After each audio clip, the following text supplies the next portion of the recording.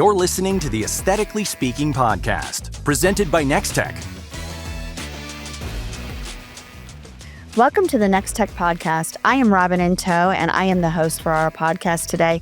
And we are live at the Medical Spa Show presented by Spa, and it is at the beautiful Wynn Hotel here in Las Vegas. And I am so excited this morning to have a special guest with us. Cheryl is here from ACG Consulting, and I'm actually going to have Cheryl tell us a little bit about what she does because it's a very interesting way to approach the way that you work with people. So Cheryl, tell us a little bit about you, what you do, and how you got into this business. Sure, absolutely. Well, I'm so pleased to be here. I'm glad to be talking with you today. And I'm a leadership coach and a facilitator.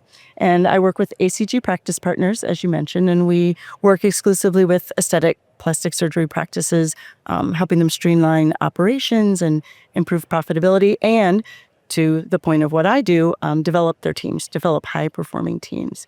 So my role as a leadership coach draws on 30 years of working with physicians of various specialties, all surgical specialties, as well as in healthcare technology, in various leadership roles. And we help, we do two things. We work with teams to help them work better together, and we do that using the Everything Disc work style assessment tool. And that also is the underpinning of our leadership coaching, where we work with physicians and managers, and maybe the manager of the med spa, and we help them be more effective leaders, help them find clarity, help them develop their own teams together. I am just amazed at this concept of a leadership coach. And I don't believe that this is not new in other industries, but in aesthetics, to really call that out as a service offering for ACG Consulting is actually exceptional in so many ways.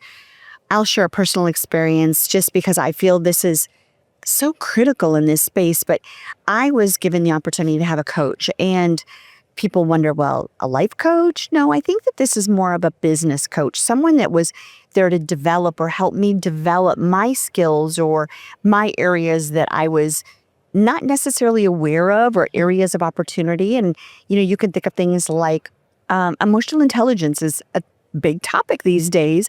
Not everybody understands it, or not everybody even has great emotional intelligence, but there's opportunity to develop your emotional intelligence, learn how to really coach yourself or have a coach help you move into a different level of understanding that. And I think of that as just one way, but I look at this as just a phenomenal offering that, and that you're an expert in this area.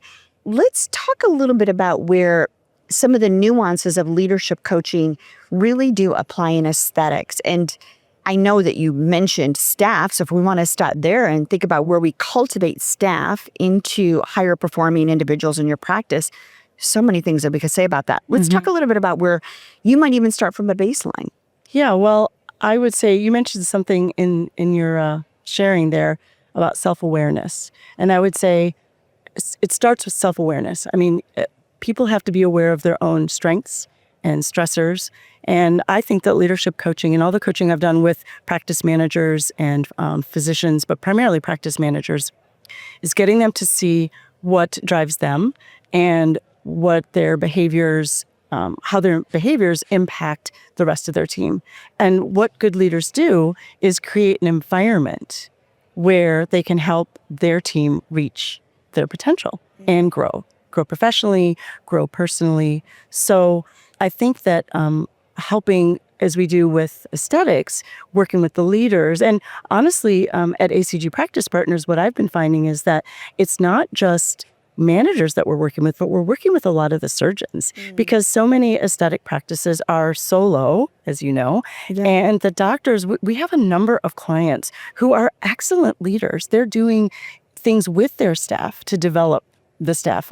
We've got one who sends a Friday email with things he's read or musings or things to develop his team. We have another who is just very interested in assigning books to people. And, these are just sort of natural surgeon leaders that we've got. But as far as helping leaders in our leadership coaching, we help them then come up with ways that they can work with the staff. As you mentioned, how does the staff get impacted with leadership. So that's our hope, is to help the physicians and the managers cultivate their team and more effectively. We know that about 70% of plastic surgeons are solo, well-known statistic, and for probably good reason. Their aesthetics, their artists, there's so many things about them that really make them unique, and sometimes their egos don't share well, and so we know that that is a common part of their business. But we do know that they're first and foremost MDs or DOs, and they didn't necessarily, and I won't say this is always, but generally a lot of them haven't built their foundation around business understandings or business acumen or developing people. They're surgeons. They spend a good decade of their life understanding the human body and then developing into that role of being the surgeon, and more specifically plastic surgery. And I think that that's something that we can apply to almost any type of medical provider. We can think about, we're here at the Med Spa show. We can think about those nurse injectors or PAs or NPs that are doing injectables. They're providers that are experts in providing those medical services, but at managing people and understanding how people work, how to build a strong culture, how to build a good business. A lot of times they don't understand even where that self-awareness is critical. Yeah. And again, I applaud that this is an offering within this and within your business, that you're offering this. But I think that those small nuances are critical because they don't start there. No, they don't. And in fact, I'm thinking of one particular surgeon that we're working with, and like you say, he's focused on surgery. That's what he knows. He's been having trouble with a manager. It really, at the end of the day, was communication and behavioral work style. So working with him and doing the everything disc assessment was a starting point, and then some coaching as well, got him to realize, well, if I do this differently, this unlocks this thing in this person. And if I try this, so he tried some things. That's part of the leadership coaching, is that I get them they have homework, in between sessions. So they've got to try things out. It's not just like talk therapy, there's things to do. And I've been really surprised and pleased how he's come back and said, I did not realize this because I was, this isn't my thing, just as to your point. But now when I did this, she said that, and she said, oh, I feel so much better. And so what I really love about leadership coaching is, I think so often busy professional doctors, managers, these are driven people, right? So often there's burnout. There's people have poor boundaries because they're just trying to do it all, or they're just driven people. They want to reach goals, and all of that's good. But as a coach, I often get to look at things objectively and help them do things like set better boundaries so they can have some self-care, or give them permission to say no to things, or to just say, you don't have to do that right now. You don't have to do that in 1 month. That's a 6-month goal. Okay, let's do that. And so I think then that learning gets passed on through them to the staff. So it hopefully it's not just about working with the manager and the doctor or the med spa manager. It also filters down to the whole practice. So let's start with the beginning. If someone were to say, I want to sign up for leadership coaching, is the first step the disc analysis? Most of the time it is, because that is such a great starting point. Again, as I said earlier, the first step of being a good leader is self-awareness. Right. And the Everything Disc is the platform we use for disc. I've been using some form of disc platform assessment since the 90s, and with doctors. And in one consulting firm I worked with, every single client that we consulted with, all the doctors had their disc assessment and the manager. And it was frighteningly accurate. I have more than one surgeon say to me, did you call my wife? Because it was so accurate. So we start with that, and we have a coaching session around it so they understand their strengths, their stressors, what drives them, how interacting with other styles, what they need to do to sort of temper their style or understand other styles. But it is not just disc training in that first session. We're also talking about all kinds of other things. They typically come to us with some goal, some friction they're having, or some uncertainty, or some boundary. There's two things I find in all the coaching I've done over the years. Clarity is the number one thing people seem to take away from coaching, because our lives are so busy and things swirl around. But when people get clear about what they want, why, where they need to go, it's like a light switch. And the other thing that I find really helps is boundary setting, because I find that so many driven people have poor boundaries, and that leads to so many things. They're not exercising, they're not eating well, they're working too much, burnout may happen. So like there's noise in a practice because of friction that's created a lot of times because they can't understand why someone's reacting the way that they're reacting, or not responding, or there's friction between just two people and not necessarily the surgeon and a staff member. But that noise it creates in a business, that breakdown, and then ultimately the patients do see this. If they don't, they'll feel it first, but then they'll see it. And that, to me, is one of those areas of opportunity where you can really make an impactful difference in just in your presence, just how it feels, the environment when someone walks in the door. Because call it whatever you want, but people feel when something's off. Yes. Well, when there's friction between staff and each other, or between the doctor and the staff, or, whether the nurse and the doctor are having a bad day together when they're doing the consult, patients feel it. And so I think you're right. And that's really, I go back to the disc, because it's always extraordinary to me when people have their disc assessment run and we go through even just the 60-minute coaching session. They feel like they've like light bulbs have gone on, not only about themselves, but how they can work better with others. And so many times they'll say, just really didn't think about it that way. So that friction that you're talking about so frequently can be alleviated with some simple tools, some simple new understandings. Clarity. I go back to clarity. Yes. It's all these forms of clarity. And then, you can move forward from there. Clarity doesn't automatically, though, mean a 100% immediate success. It just means now there's good, to your point, self-awareness. Yes. Self-awareness is seeing that there is a problem, but it also gives you visibility into, well, there's an opportunity on how to improve this. Yep. And those exercises that you were talking about, I think, are a way that you drive them to see where they can make small changes that have big impacts. Yes. And even in the disc coaching session, which we do typically, it's often it's a group, because it's the doctor or two doctors maybe in the practice and the manager, sometimes the med spa manager too. So there may be 2 to 4 people. And part of what I do is get people talking about, they'll share their list of priorities or stressors or strengths. And then I'll throw it back to them and say, so, based on that list of 5, what 2 resonate with you most? And they'll say, and then I say, so based on that, what would you say to your colleagues are 2 tips for working better with you?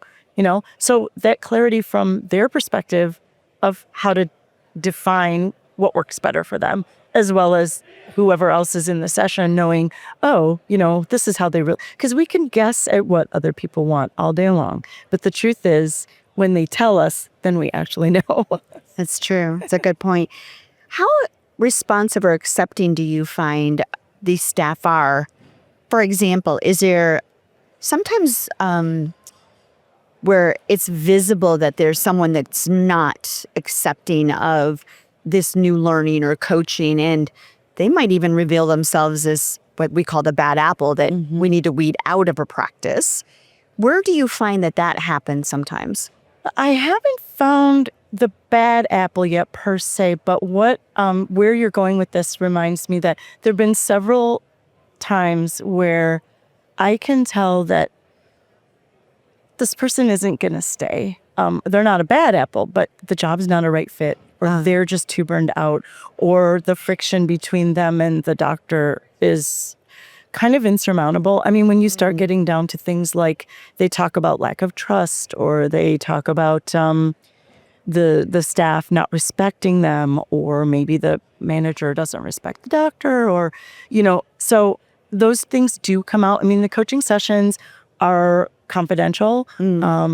And just to be clear, this is not, a lot of people confuse coaching with counseling or disciplinary counseling. Like Yeah. they'll have a performance review with their manager and there'll maybe be some issues and they want it to improve their management skills or what have you. And they think, oh, well, I'll get them some coaching. That's not what this kind of coaching is about. So we get into the coaching sessions. And by the way, I make sure the AI is turned off. I don't record them. These are just private sessions that once they're over, there's no record of them because I just think people need to have a safe environment to really share. But you're also a third party. You're outside of that normal business unit. Yes. Which gives them a feeling. I mean, I found that with my coach is that they didn't work in my office. They didn't work in my company. They only knew what they knew about me or my business only because I shared it. But it helped me feel comfortable to share things with them and really feel comfortable with the feedback and the direction that I could get from them because I felt like I trusted them. I felt like I was trusted. I felt comfortable in that environment, which I appreciate that you say that about AI because I think that is a real thing or a real worry that people have. That is really important to me, the confidence. I'm a coach. I believe in coaching. I have coaches. I've had several coaches over the years. My favorite coach that I've worked with most and taken his courses as well as done one-on-one coaching and listened to his podcasts and read all of his things and he has books and all of that. But, I remember what those early coaching sessions back in, I guess, 2010, maybe is when I first found coaching with him. You want to trust, you want to feel this connection with the person. And I liked too that he wasn't even in my industry. Right. And, to have that feeling of connection and support. I have to say too, and this is actually this is a quote from him, but I use it a lot, which is for coaches in a coaching session, presence is more important than coaching techniques. Because one of the things I find over and over is that people want to be heard. They just want someone to listen deeply without judgment. As coaches, we don't fix anything. Not about fixing. Not an expert at fixing you. I'm not going to give you advice. That's not what it's about.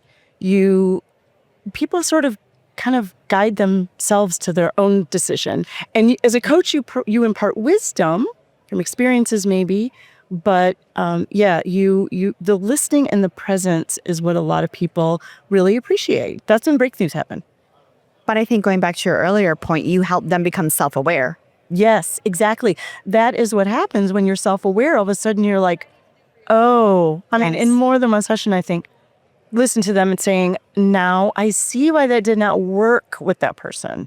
I was trying to get this staff person to see this or that or the other, but I see now. Now, combining it now with the disc used to be the coaching I did. I didn't combine it with disc. Now I think it's so powerful at ACG. We combine it with disc because you get both sides of it. So you get that awareness through the disc assessment and the awareness from the leadership coaching, and you understand others and what makes them tick, I guess, if you will, and that just makes the leadership stronger. It's so freeing, though, to feel aware. But then it's up to the individual to determine what they're going to do about it. Yes. And I love that you shared that you impart wisdom because part of this is, yes, you can be aware, but then how do I get through it? How do I learn from it? How do I upskill, my emotional intelligence? And I think what you've shared is key, that you have to start with self-awareness and then you have to move on to then how do I get to the next step? Exactly. How do I move through this or move beyond it? Because they have to be paired together. It's not just one, it's one and the other. Yeah, and what happens in each coaching session is that I get them to set intentions at the end or commit to some kind of intentional action based on what we talked about, what they learned about themselves in that session, what particular issue that we're dealing with. Then they say, well, this is something I can commit to in the next couple weeks or month. We set challenges. There's all kinds of things that we do. I mean, that's the neat thing about coaching is that it takes so many directions. Some people need more self-care practice. They need breath work. They need to meditate. They need to do maybe stream of consciousness writing to work through issues. Other people need to read a book and then talk about that. Other people just need to practice setting boundaries with certain people that they work with. Right. So you're right. We go from awareness to intention to a commitment to some kind of action. Because otherwise, let's face it, the physician in our client is paying for the manager sometimes. There has to be an outcome of some kind. So we are action-oriented at the end of the day. Well, when you think how this directly applies back into aesthetics, because that's where a big area of focus is for you, I love that this presents itself as a potential solution to the problems we see in a lot of practices where high energy, dealing with very demanding patients that, believe it or not, you've got people that are generally, for the most part, healthy, and they want to make a change to their appearance. They want to augment it to some degree. And so normal, healthy person that you're making a change to, they're going to have a different level of demands and expectations, which can be very stressful on staff. And you're always on. You're always on. You don't get to turn it off. You've got to be on because, first and foremost, it is sales. You are selling services, albeit you're educating them along the way, but you're still a medical practice. So you've got these two worlds that are just hitting heads. On one hand, I've got to follow the guidelines of what a medical practice is required and should be doing to care for this patient. And sometimes it means telling a patient no, because you need to qualify the patients. But then you've got this patient that has these high expectations and they want this exceptional experience. And that's part of the competition in the industry. Yes. But as a staff member, that's extremely stressful. And we find them constantly trying to manage what the patient expects or wants so that you can sell, convert, etc. And or you're dealing with, but it's still medical. I still have to fulfill the black and white criteria of a medical business. And so I look at where that creates so much frustration, where I believe that developing some of those skills, emotional intelligence keeps coming up in my mind, is where I think that's where a lot of the opportunity is. How do you react to situations? How do you manage situations like that? And some of that comes back to where your coaching really provides that opportunity. And I think this market's ripe for it. I think so. And it's interesting you talk about, I think of the word equanimity because that is such an important word. To your point, how do we have composure in those situations? How do we stay calm when everything is so chaotic and stressful and we've got these demanding patients? And what is one of the sessions that I'm doing at this conference is stop bossing, start coaching, and helping leaders understand how to help their staff develop. And in this way, I could imagine that there's specific things that the leaders could be doing with their staff in the practice.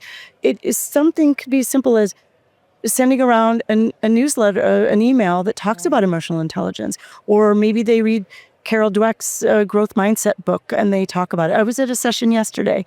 It was a med spa owner who almost bailed and sold her practice after she opened one location. She ended up not doing that and growing it to 4. And they're doing all this coaching. And one of the things they do is a book club, and they have a book club in the practice, and everyone's involved, all the providers, all the staff. So there are a lot of small things that leaders can do and the surgeons can do to help the staff deal with all of these pressures and learn those skills, emotional intelligence and things like equanimity, and how to with the composure thing, sometimes it's just sitting back and doing 4-7-8 breathing for a minute, or being allowed to step away from the front desk or a difficult patient and go outside for a walk.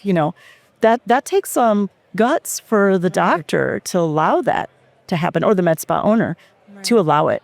But these are good changes that can grow the staff, can develop the staff. But it's an investment, and staff should look at this as, this is an investment that is a forever thing for me. This is something I can take to any job and apply it in almost any circumstance, because they're learning to manage with people, to deal with people in almost any circumstance.